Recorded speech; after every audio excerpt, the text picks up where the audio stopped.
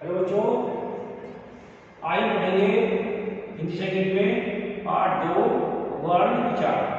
तो बच्चों, वर्ण क्या होता है, किसे कहते हैं वर्ण? तो भाषा की सबसे छोटी इकाई जिसके और खंड यानी टुकड़े नहीं किए जा सकते, उन्हें हम वर्ण कहते हैं। जैसे ए, आ, छोटी बड़ी छोटा बड़ा बेबी ये नहीं वो है का ला ला धा अंग जा सा जा जा या आदि।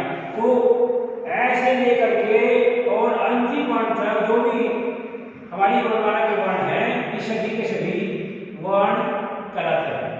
तो ये भाषा की सबसे छोटी इकाई होती है और इन्हें हम वर्ण कहते हैं। इनको सार्थक समूह में जोड़ करके शब्दों का निर्माण होता है। बात है तो हलंत। हलंत से क्या अभिप्राय है, क्या होता है हलंत? और अगर हलंत क्या होता है किसी वर्ण के नीचे, तो उससे क्या अभिप्राय होता है, क्या अर्थ निकलता है? तो हम बताते हैं आपको कि हलंत एक चिन्ह है जो कि किसी वर्ण को स्वर रहित कर देता है। यानी कि जिस शब्द के जिस वर्ण के नीचे ये छोटे हलंत ये लगा होता है, तो समझ जाइए कि वो स्वर रहित वर्ण है, यानी इसमें स्वर नहीं मिला होता। क्योंकि सभी वर्णों को किसी न किसी स्वर की सहायता से ही उच्चारित किया जाता है, बोला जाता है। तो इस प्रकार से का यहाँ पर लिखा हुआ है, तो कै में ए स्वर जुड़ा हुआ है, इसकी ध्वनि बोली जाती है। तो इसको अलग करने के लिए हम कै से ए को निकालने के लिए कै के नीचे हम अलग लगा देते हैं। तो समझ लीजिए कि कै जो स्वर रहित हो गया। दूसरा है जो वर्ण विच्छेद। वर्ण विच्छेद किसे कहते हैं?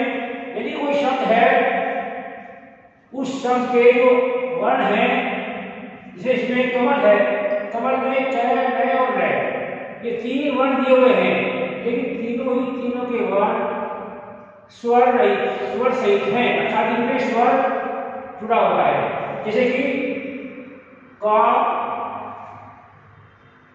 प्लस आ, ये बन गया का। मैं प्लस है, ऐसा बन गया म। लै बन गया लै प्लस हलंत प्लस ए। तो ये कै मै लै, यानी कि ये जो तीन वर्णों का सार्थक समूह है, ये प्रत्येक वर्ण स्वर से जुड़ा हुआ है, यानी कि प्रत्येक वर्ण में स्वर छिपा हुआ है। तो उनको अलग करने के लिए जब हम किसी शब्द को उसके वर्णों को अलग करके लिखते हैं, तो उसे कहते हैं हम वर्ण विच्छेद।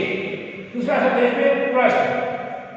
तो प्रश्न में पैर आ गया, यहाँ से हट जाएगा, ये नीली की जगह ये नीली आ गया, सो रही है, प्रयोग हो गया। फिर ये आधा शय है, तो यहाँ ये हलंत आ गया नीचे, प्रश्न हो गया। और ठहर प्लस ए, ये शब्द हो गया प्रश्न। तो किसी भी शब्द को जब उसके अंतर्गत जो शब्द के अंतर्गत वर्ण होते हैं, जब उनको अलग अलग करके लिखना होता है, तो उस प्रक्रिया को हम वर्ण विच्छेद कहते हैं। अब जो स्वर के भेद, यानी जो हमारी वर्णमाला है, वर्णमाला समझ लीजिए कि वर्णमाला क्या होती है। तो किसी भाषा के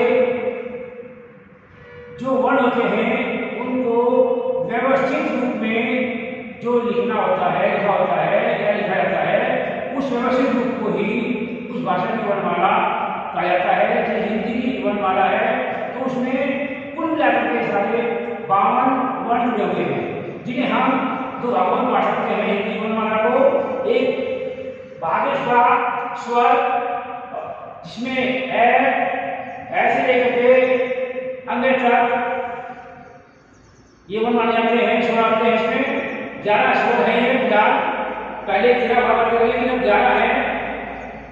ए आ, छोटी बड़ी, छोटा ऊ बड़ा ऊ, री ए ऐ ओ औ, यहाँ तक ये 11 स्वर माने गए हैं। फिलहाल। और जो अंग और आया है उन दोनों ही स्वरों को न तो स्वरों में रखा जाता और न ही उनको वर्ण में रखा जाता, इसलिए उनको नाम दिया गया अयोग भाग। दूसरा है स्वर के भेद। तो ये स्वर के कौन कौन से भेद होते हैं? तो इनमें बच्चों इसके 3 भेद किए गए हैं स्वर के। पहला है हस्त, यानी कि किसी भी शब्द के उच्चारण में जो मात्रा लगी होती है उस मात्रा को बोलने में कितना समय लगता है। ये वास्तव में मात्रा का ही उच्चारक है जो स्वर है। तो पहला जो उसका भाग है वह है हस्त, यानी कि जिस शब्द को बोलने में सबसे कम समय लगता है, जैसे कि ए, छोटा ओ, छोटी ई और ई, ये चारों वर्ण हस्त वर्ण कहलाते हैं, यानी कि इनको बोलने में बहुत कम समय लगता है, तो ये कहते हैं हम हस्त स्वर। दूसरा है दीर्घ स्वर। दीर्घ स्वर जो होते हैं जो आ, बड़ी ई, ए, ऐ, ओ, यहाँ तक हो ये दीर्घ स्वर माना जाता है, यानी कि इनमें हस्त से जिनकी मात्रा होती है उच्चारण होता है उनमें हस्त से 2 गुना समय लगता है, इसलिए इनको बोलते हैं दीर्घ स्वर। तीसरा है बच्चों इसमें प्लुत।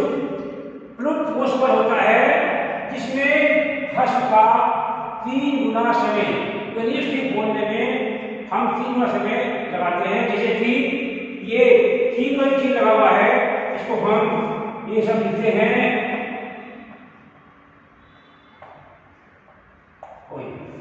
तो ये अपने आप में करता है प्लुत की मात्रा, इसे बोलते हैं हम प्लुत स्वर। अब आता है बच्चों व्यंजन के भेद। तो व्यंजन के जो भेद है उनको 3 भागों में बांटा गया है। पहला है स्पर्श व्यंजन, यानी कि क से ल तक 25 वर्ण है, ये सारे अलग कराते हैं स्पर्श व्यंजन। दूसरा है अंतरस्थीय व्यंजन, य, र, और वे, ये चारों वर्ण कहलाते हैं अंतरस्थीय व्यंजन। तीसरा है ऊष्म व्यंजन। बच्चों ऊष्म व्यंजन होते हैं जिनमें जीभ, तालु, दांत सब रगड़ करके जब हवा निकलती है उच्चारण होता है किसी वर्ण का, तो उन्हें बोलते हैं हम ऊष्म व्यंजन, जैसे कि श, श, छोटा श, ह, ये चारों ही वर्ण ऊष्म व्यंजन कहलाते हैं। अब आते हैं बच्चों व्यंजन गुच्छ।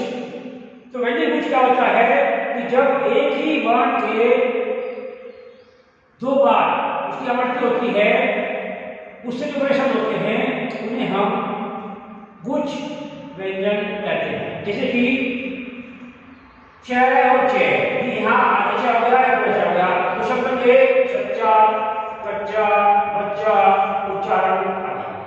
दूसरा है का और तय, तो इसमें आता क्या हो गया रक्त, संयुक्त, विरक्त, व्यक्त आदि। तो इस प्रकार से ये जो हमारा अध्याय था वर्ण विचार, इस समाप्त हुआ। धन्यवाद।